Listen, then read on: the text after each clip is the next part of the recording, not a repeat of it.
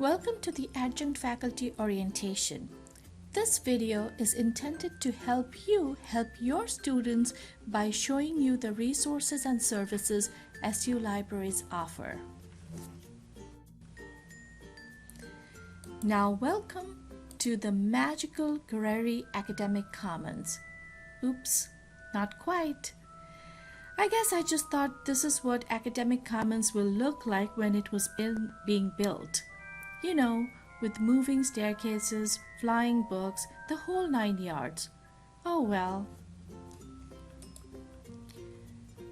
This building, although not quite a Hogwarts library, is almost equally amazing. Check out the green roof. And here's the parking lot packed with Muggle cars during the semester that I wish I could just show up to my office just by apparating. By the way, we're in the process of installing Carillon bells in the bell tower. Pretty exciting.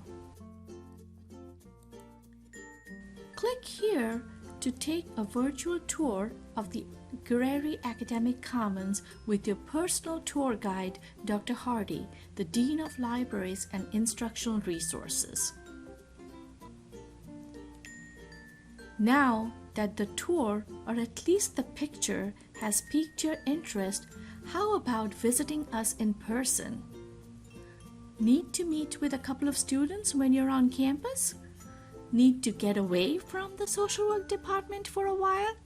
No worries, we got you covered. There's an office for adjunct faculty right here in the library which you can reserve.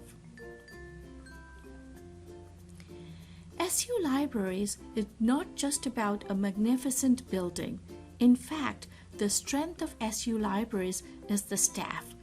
We have a pretty amazing staff in every department who are very customer service oriented.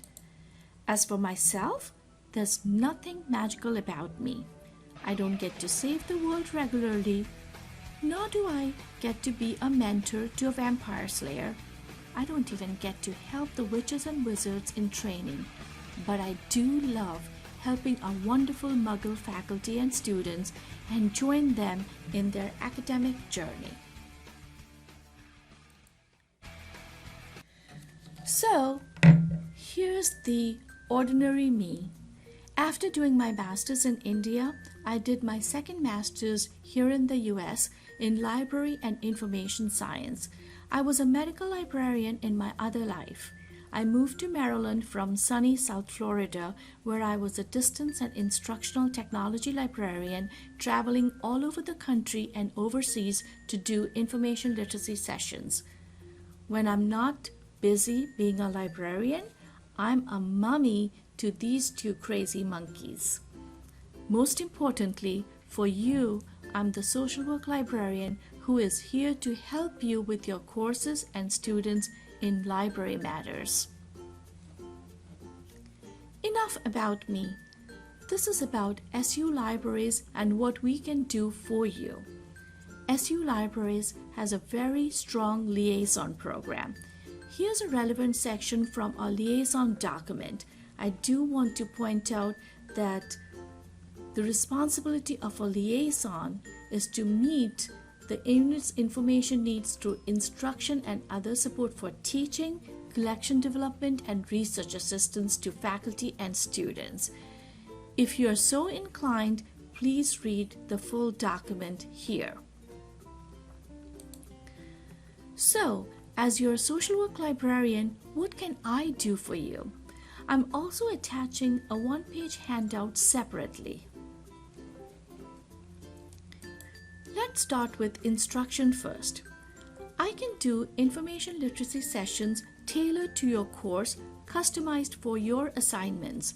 I provide instruction face-to-face. Students come to the library lab. I can also do online synchronous instruction using Zoom. My understanding is that social work students already use this. Big blue button through our LMS Canvas or even Skype. I can do a session during your class time, or you can schedule it outside class time. I'm also willing to do these sessions in the evenings or weekends. I can create supplemental materials for your course, for example, customized LibGuides, short videos, tutorials. I've been embedded in many courses. You will need to contact Deb Turner, Social Work Instructional Designer, to add me to your course. Typically, professors give me a dedicated discussion thread, calling it Ask Mo, Ask the Library Guru, whatever you choose to call it. Then they introduce me to the online class. Otherwise, students may wonder who I am and why am I in their course. I post an introductory message and encourage students to ask me library-related questions in that thread. This fall, I'm hoping to offer webinars via Zoom. Right now, I'm thinking of doing EndNote or another citation management tool. This would typically be geared towards graduate students. I can also do APA style, how to do an effective literature review, etc. Please stay tuned for more information and encourage your students to sign up. If you have a particular topic for your class, please let me know.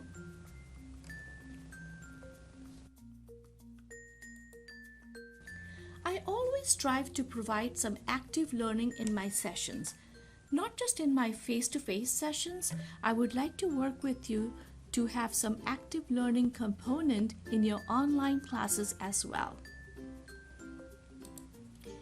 Information literacy is best achieved when it is a common goal for librarians, teaching faculty, and administrators, and not just an isolated library thing. We are fortunate that at SU it is one of the Gen Ed outcomes. As this diagram illustrates, faculty and librarians can collaborate well when information literacy is incorporated into a course at a point of need. A faculty and member and I co-presented at few conferences on how information literacy was integrated throughout her course and reported on the outcome. This is one of the slides I wanted to stick in here that talks about the advantages of such a collaboration, but I'm not going to go over it. You can just read it right here. Since we're on the subject of faculty-librarian collaboration, LibGuides are perfect examples of such collaboration. Basically, LibGuides are online web pages with curated resources. There's also a chat widget. So if I'm logged into chat, it would say I'm available. Students looking at the guide can chat with me directly from the guide. We have subject guides, course guides, and topic guides. We create these guides tailored to your course needs. Here are a couple of recent examples where I've worked very closely with faculty to create these. This one is for Social Work 410, Practice 3. And this one is for Social Work 499, Disability Studies. So let me know if you need me to create one for your course. Now for some numbers. SU libraries, being part of the larger USM system, offer some wonderful resources. As you may already know, we share a catalog with USMAI. We have more than 175 databases, including some core social work databases like social sciences abstracts.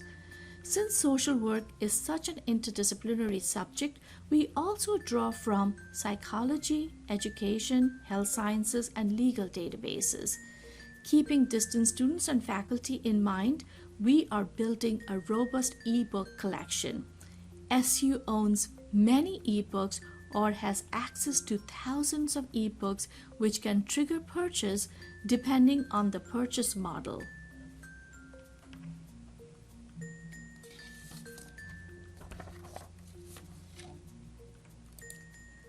I want to take a minute to highlight our video collection. In the past, I've purchased individual streaming videos upon social work faculty request, like this one. Now we have 3 comprehensive collections, so if you're looking for something specific to show in your class, you might be able to find it in one of these collections: Counseling and Therapy in Video, Volume 1, Canopy, or Swunk Motion Pictures, which we very recently added. Faculty can not only show these videos to online students without breaking any copyright laws, they can also use relevant sections of the video for their use in SU's course management system, Canvas.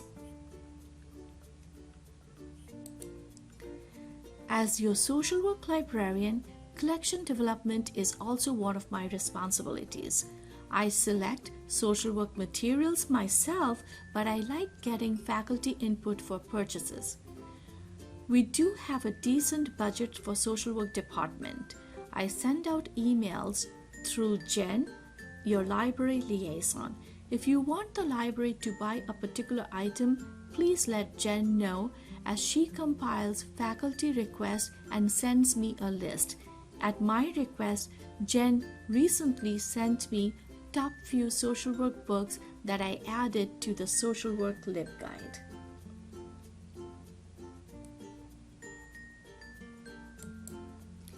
I mentioned earlier we have an amazing staff to assist you or your students. Your students can contact any of the librarians at the service desk in person, phone, or via chat. Typically, most social work students contact me as a follow-up from a class that I taught for them, or maybe their instructor had told them about me. Other librarians also refer social work students directly to me. Students can email me or call me. Many set up one-on-one instruction. I can also meet with them virtually, where we can share a screen, again using something like Zoom. I'm also offering online office hours, which you can share with your students. Our chat service, which is monitored by the librarians and circulation staff, is heavily used by our students.